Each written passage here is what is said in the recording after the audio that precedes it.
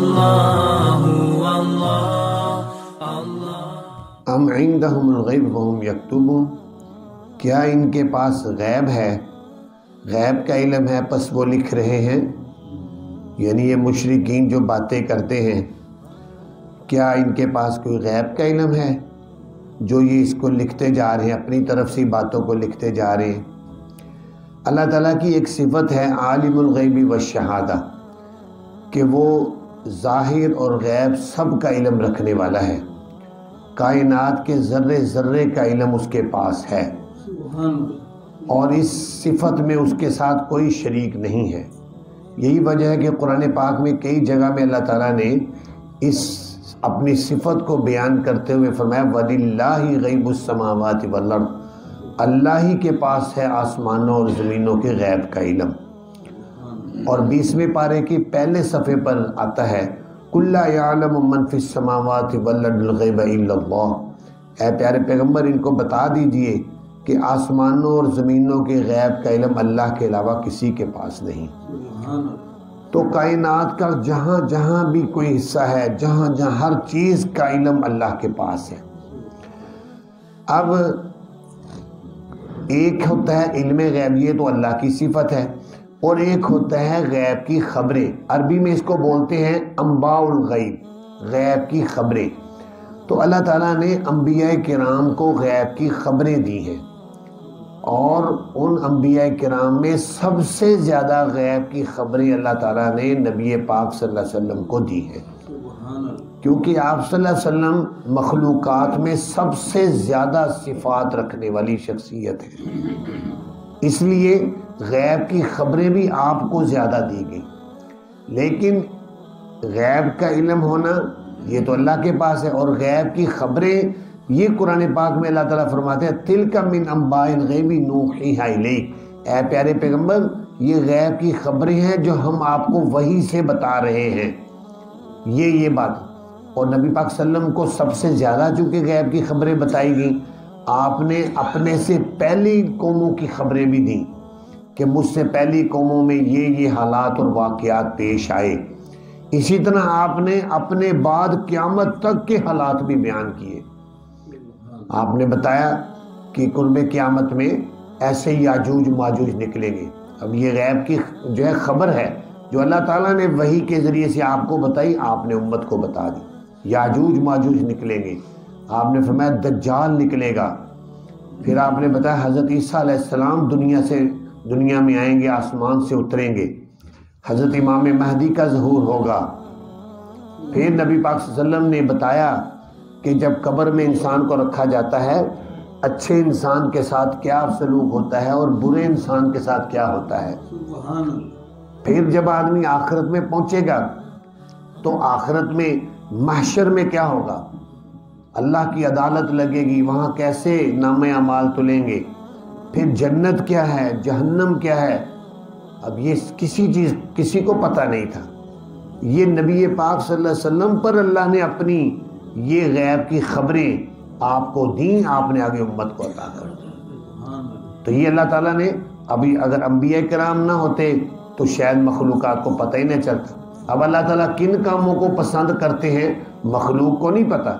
ये नबी पाक सल्लल्लाहु अलैहि वसल्लम को अल्लाह ने ये शान रुतबा अता किया था कि वो अल्लाह ताला की मर्ज़ी को जो है मालूम करके उम्मत को बता दे। अल्लाह ताला को ये पसंद है, अल्लाह ताला को ये नापसंद है। तो इसलिए ये अकीदा हमारा जो है कि अल्लाह ही अपनी ज़ात के लिहाज से भी वहदहु ला शरीक है और अपनी सिफ़ात के लिहाज से भी वहदहु ला शरीक है। लिहाजा अल्लाह ताला के अलावा किसी और के अंदर अल्लाह ताला की सिफ़ात को समझना ये भी अकीदे की खिलाफ वर्जी है।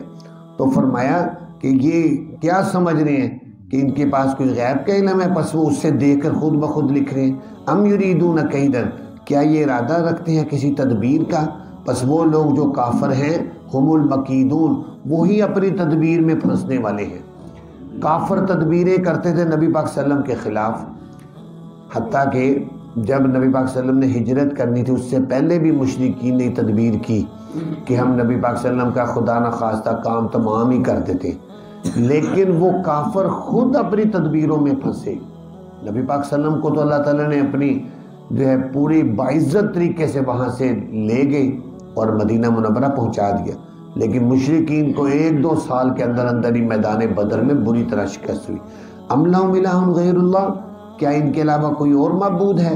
اللہ کے علاوہ کوئی معبود ہے؟ سبحان اللہ عما یشرکون، پاک ہے اللہ ان باتوں سے جو وہ شریک کرتے ہیں۔ وَإِن يَرَوْا كِسْفًا مِّنَ السَّمَاءِ، اور اگر دیکھتے وہ مشرک کوئی ٹکڑا آسمان سے گرتا ہوا، کہتے بادل ہے گہرا، یعنی اگر ان کو بتایا جاتا کہ دیکھو مشرکو تم شرک میں پڑے ہوئے، آسمان سے کوئی ٹکڑا اللہ نے گرایا اور تمہارے اوپر گرے گا، عذاب کے اندر تم مبتلا ہو کر ہلاک ہو جاؤ گے، بجائے ڈرنے کے کہتے بادل ہے، گہرا بادل ہے جس کی وجہ سے ہمیں تو فائدہ ہوگا، بارش ہوگی، ٹھنڈی ہوائیں چلے گی۔ تو اللہ تعالیٰ نے فرمایا فَذَرْهُمْ، اے پیارے پیغمبر ان کو چھوڑ دیں یہاں تک کہ وہ ملیں اپنے اس دن سے، وہ دن فِيهِ يُصْعَقُونَ جس میں وہ سب لوگ بے ہوش کر دیے جائیں گے۔ قیامت کے دن جب سور پھونکا جائے گا تو سب لوگ بے ہوش کر دیے جائیں گے، ساری مخلوق، اور پھر دوبارہ جب پھونکا جائے گا پھر ہوش میں آئیں گے۔ نبی پاک صلی اللہ علیہ وسلم نے ارشاد فرمایا، بخاری شریف کی روایت ہے، فرمایا کہ جب مجھے ہوش آئے گا تو میں دیکھوں گا کہ موسیٰ علیہ السلام نے اللہ تعالیٰ کے عرش کا پایا پکڑا ہوگا۔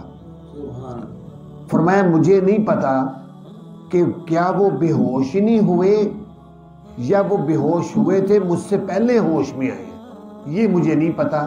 بہرحال مجھے جب ہوش آئی تو میں نے دیکھا تو موسیٰ علیہ السلام نے عرش کا پایا پکڑا ہوا تھا۔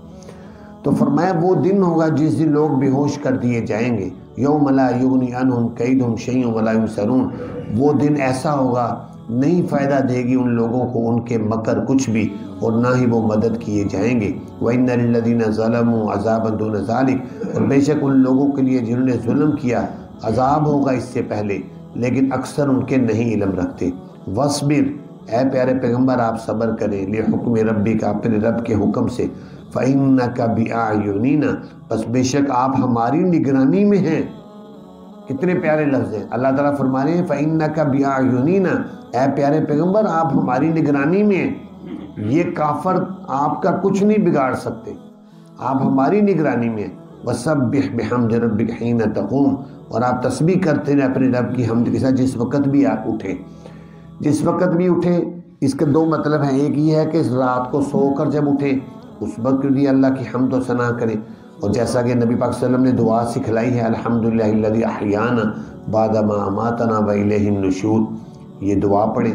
اور ویسے بھی کسی مجلس سے جب اٹھیں پھر بھی تسبیح کریں، جیسا کہ بتائی تھی دعا کے مجلس کے اختتام پر نبی پاک صلی اللہ علیہ وسلم نے یہ دعا سکھلائی ہے کہ یہ دعا پڑھو، سبحانک اللہم وبحمدک اشہد ان لا الہ الا انت استغفرک واتوب الیک، یہ دعا پڑھیں، کیونکہ جو آدمی یہ دعا نہیں پڑھتا تو دنیا کی کوئی بھی مجلس ایسی نہیں ہے، جب آدمی آخرت میں پہنچے گا تو اس کے اوپر اس کو تریبۃ آتا ہے، حدیث کے لفظ ہیں کہ اس کو افسوس ہوگا کہ میں یہ مجلس اور محفل میں بیٹھا رہا اور کوئی اللہ کو یاد بھی نہیں کیا۔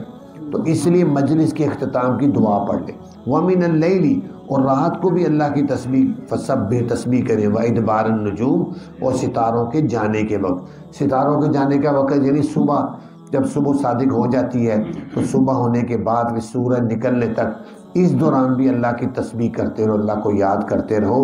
اس لیے نبی پاک صلی اللہ علیہ وسلم کی عادت مبارک تھی کہ صبح اٹھتے تھے تو تہجد کے ٹائم جب اٹھتے تھے اس وقت بھی اٹھ کر پہلے تھوڑی دیر تسبیح کر لیتے تھے، 10 دفعہ سبحان اللہ، 10 دفعہ الحمدللہ، 10 دفعہ اللہ اکبر، 10 دفعہ لا الہ الا اللہ، بیٹھے بیٹھے بستر پر۔ تو اب اور ایک نبی پاک صلی اللہ علیہ وسلم کی سنت یہ بھی ہے کہ اٹھنے کے بعد بستر پر بیٹھے بیٹھے آنکھوں کو مل کر ایک دفعہ منہ پر ہاتھ پھیرنا، یہ سنت ہے۔ تو یہ پھر اس کے بعد پھر 10 دفعہ یہ پڑھیں۔ اب یہ نبی پاک صلی اللہ علیہ وسلم نے تو ہمیں عبادت سکھلائی ہے، لیکن سائنس اور ڈاکٹر تحقیق کر کے آج بتا رہے ہیں کہ اگر آپ اٹھ کر تھوڑی دیر بیٹھے رہیں، آپ کا خون کی روانگی، سرکولیشن دماغ تک جائے گی، تھوڑی دیر بیٹھے رہیں گے، پھر آرام سے اتریں، پھر آرام سے چلیں۔ اب وہ سائنسی تحقیق، لیکن ہمیں نبی پاک صلی اللہ علیہ وسلم نے سنت میں بتا دیا کہ اگر آپ اس طریقے سے بیٹھ کر اٹھیں، آنکھوں کو ملیں، اس کے بعد 10 دفعہ تسبیح پڑھیں، اس کے بعد آرام سے اٹھیں، آپ کی سرکولیشن خود بخود چلتی رہے گی دماغ تک خون کی۔ تو سنت پر عمل کرنے سے ہمیں جسمانی اور دنیاوی سارے فائدے حاصل ہوتے ہیں۔ اللہ تعالی ہم سب کو عمل کرنے کی توفیق عطا فرمائے۔